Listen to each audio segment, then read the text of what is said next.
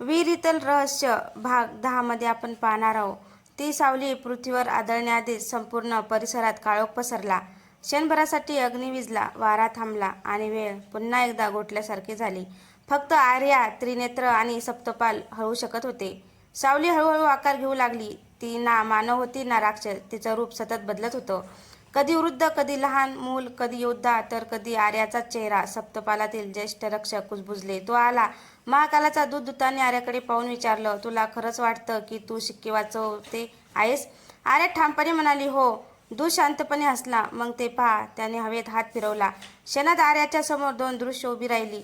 पहिल्या दृश्यात सातही शिक्के पुन्हा बंद झाले होते. जग वाचलं होतं, पण ईशान, निलय आणि त्रिनेत्र कायमचे नाहीसे झाले होते.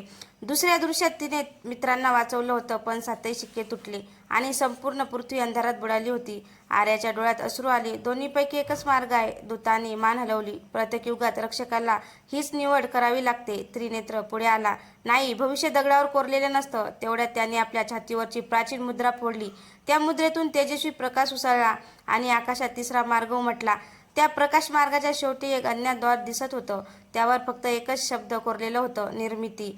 सप्तपाल स्तब्ध झाले. ज्येष्ठ रक्षक थरथरत्या आवाजात म्हणाले, अशक्य. हजारो वर्षात पहिल्यांदाच कोणीतरी नियतीच्या बाहेरचा मार्ग निर्माण केला आहे. आणि त्या अज्ञात द्वाराच्या आतून एक लहान मुलीच्या हसण्याचा आवाज ऐकू आला. त्या निष्पाप हसण्याचा आवाज संपूर्ण पर्वतावर घुमला. पण आश्चर्य म्हणजे तो आवाज ऐकताच महाकालच्या दूताच्या चेहऱ्यावर प्रथमच भीती उमटली. नाही, तो कुजबुजला. हे द्वार उघडायला नको होतं. आर्या पुढे सरसावली. कोण आहे तिथे? प्रकाशाच्या द्वारातून एक 7-8 वर्षाची मुलगी बाहेर आली. तिच्या अंगावर साधा पांढरा पोशाख होता. केसात पांढरं कमळ खोवलेलं होतं. तिच्या डोळ्यात ना राग होता ना भीती, फक्त शांतता. ती हळूच आर्याजवळ आली आणि तिचा हात हातात घेत म्हणाली, मी सृष्टी. शेवट झाल्यावर ती सुरुवात जन्माला येते, ती. सप्तपाल एकदम गुडघ्यावर बसले. ज्येष्ठ रक्षकांच्या डोळ्यात पाणी आलं. 1000 वर्षापासून आम्ही तुझीच वाट पाहत होतो. महाकालाचा दूत गर्जला, तिला थांबवा. ती निर्माण झाली तर विनाशाचं राज्य संपेल. क्षणात आकाशातून काळ्या विजा कोसळू लागल्या. अग्निनाग पुन्हा गरजला. त्रिनेत्रने तलवार उगारली. ईशानने धनुष्यावर प्रकाशाचा बाण चढवला. निलय आर्याच्या पुढे ढाल बनून उभा राहिला. पण सृष्टीने फक्त डोळे मिटले. तिने हात जोडताच पर्वतावर पडणाऱ्या सर्व काळ्या विजा पांढऱ्या प्रकाशात बदलल्या. लाव्याचा समुद्र शांत झाला. अग्निनागानेही आपलं मस्तक खाली झुकवलं. महाकालाचा दूत एक पाऊल मागे सरकला. सृष्टीने त्याच्याकडे पाहून शांत स्वरात म्हटलं, विनाश हा शत्रू नाही, पण तो निर्माणापेक्षा मोठा कधीच नसतो. तेवढ्यात आकाशातील काळा दरवाजा स्वतःहून बंद होऊ लागला. पण बंद होण्यापूर्वी त्याच्या आतून एक गंभीर आवाज घुमला. 7वा शिक्का अजून जागा झालेला नाही आणि त्याचा रक्षक अजून जन्मालाच नाही. हे शब्द ऐकताच सृष्टीचा चेहरा प्रथमच गंभीर झाला. ती आर्याकडे वळली आणि म्हणाली, आपला सर्वात कठीण प्रवास अजून सुरूही झालेला नाही.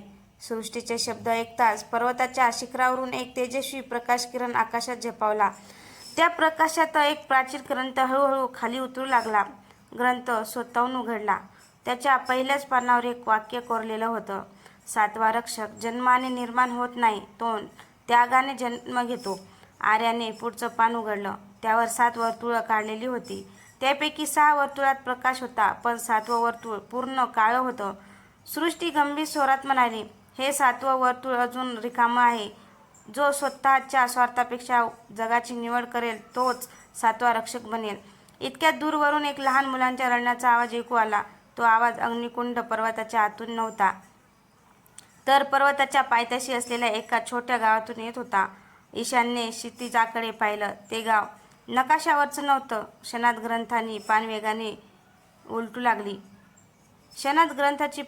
उलटू लागले. एक चित्र समोर आलं. त्या चित्रात एक छोटा मुलगा हातात लाकडी बासरी धरून उभा होता. त्याच्या कपाळावर 7व्या शिक्क्याचं चिन्ह होतं. चित्राखाली लिहिलं होतं, ज्याच्या श्वासात सृष्टीचं संगीत आहे त्याच्या 7वा रक्षक जागा होईल.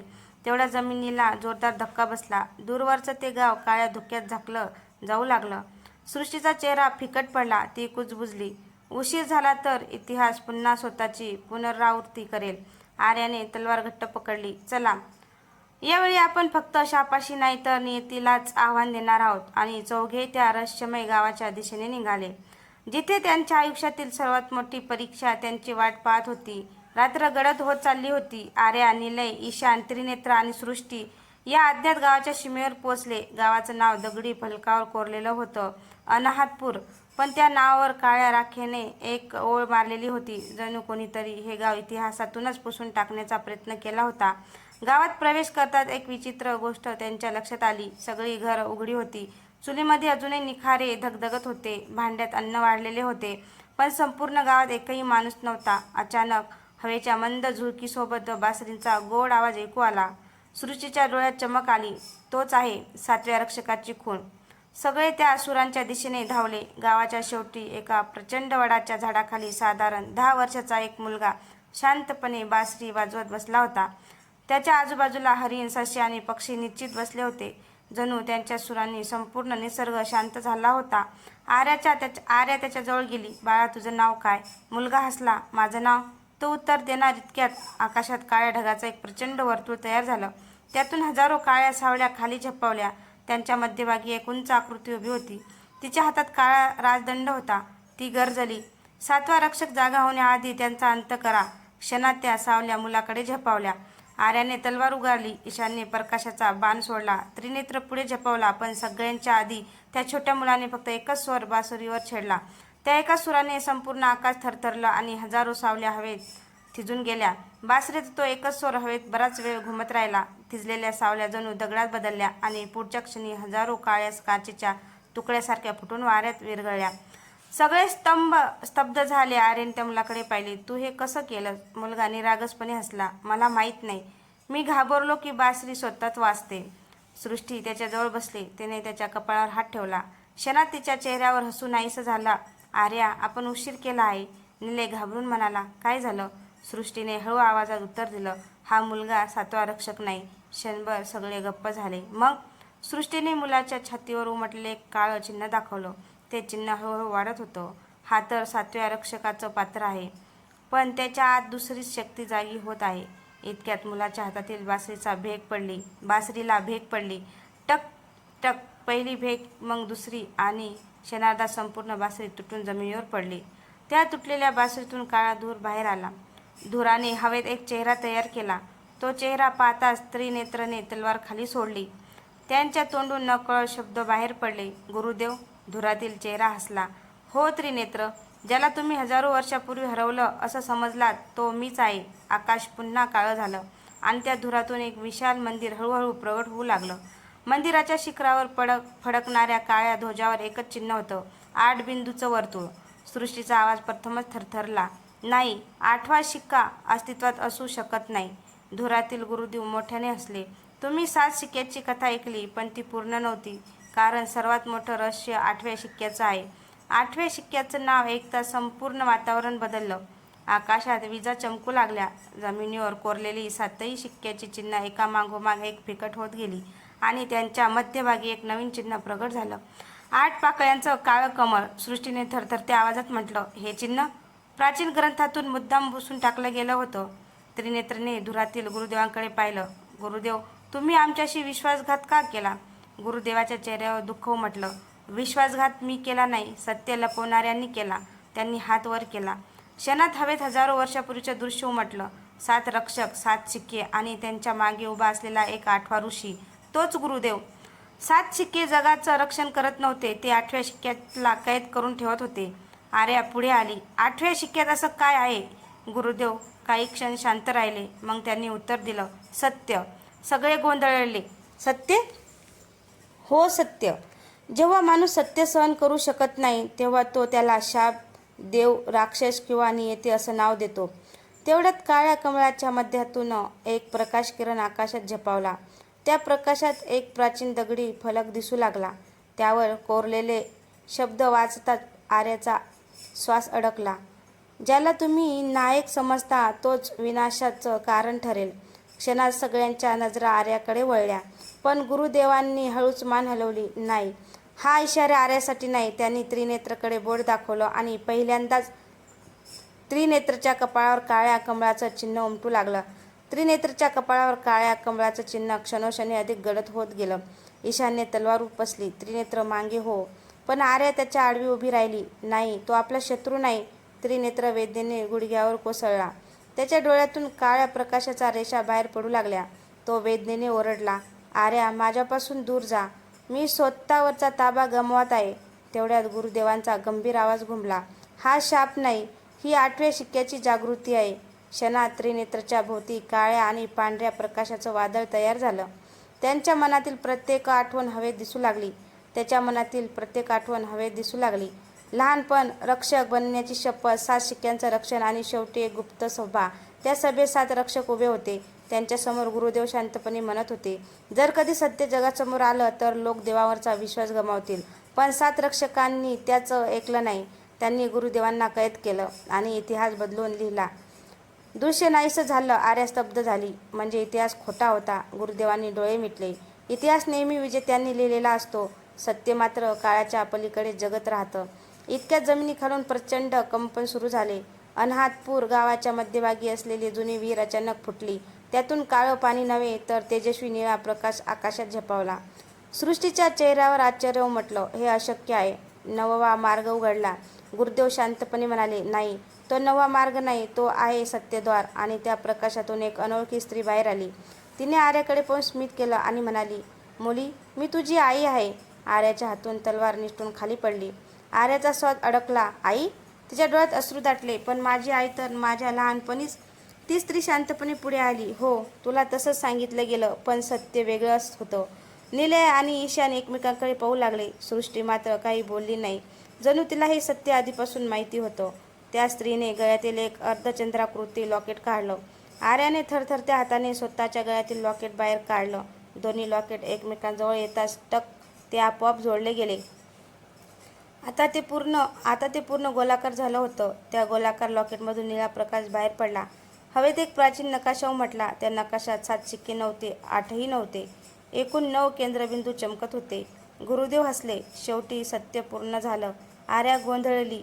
9 गुरुदेव म्हणाले. 7 शिक्के, 8वं सत्य.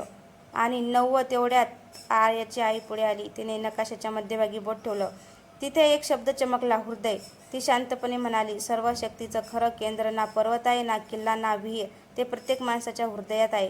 क्षणभर संपूर्ण परिसर प्रकाशाने उजळून निघाला. पण पुढच्या क्षणी त्या प्रकाशात आर्याच्या आईचं शरीर पारदर्शक होऊ लागलं. आर्या घाबरून तिच्याकडे धावली. आई, ती हसली. मी जिवंत नाही आर्या. मी सत्याद्वारे तुला दाखवलेली शेवटची स्मृती आहे. आता पुढचा मार्ग. तिने आर्याच्या हातात ते पूर्ण झालेले लॉकेट ठेवलं. तुला चालायचं आहे. हे बोलताच तिचं रूप प्रकाशात विलीन झालं. पण ती नाहीशी होण्यापूर्वी एकच वाक्य ठेवून गेली, शेवटचा शत्रू बाहेर नाही, तो तुमच्यापैकीच एकच आहे. ते शब्द ऐकताच आर्या, निलय, ईशान, त्रिनेत्र, सृष्टी आणि गुरुदेव सर्वांच्या सावल्या जमिनीवरून वेगळ्या होऊ लागल्या आणि प्रत्येक सावलीने स्वतःचं स्वतंत्र रूप धारण केलं. सर्वांच्या सावल्या त्यांच्या पायापासून वेगळ्या झाल्या. क्षणात त्या काळ्या धुरात बदलल्या आणि प्रत्येकाच्या समोर त्यांच्या सारखीच एक काळी प्रतिमा उभी राहिली. आर्याची सावली हसत म्हणाली, मी तुझ्या प्रत्येक भिंतीत जगले. निलयची सावली कुजबुजली, मी तुझ्या प्रत्येक खोट्याची साक्षीदार आहे. ईशानची सावली म्हणाली, तू रक्षक नाही, तुला सत्ता हवी होती. त्रिनेत्रची सावली गरजली, तुझा विश्वास कधीच पूर्ण नव्हता. गुरुदेवांनी डोळे मिटले, ही आहे छायारूपे.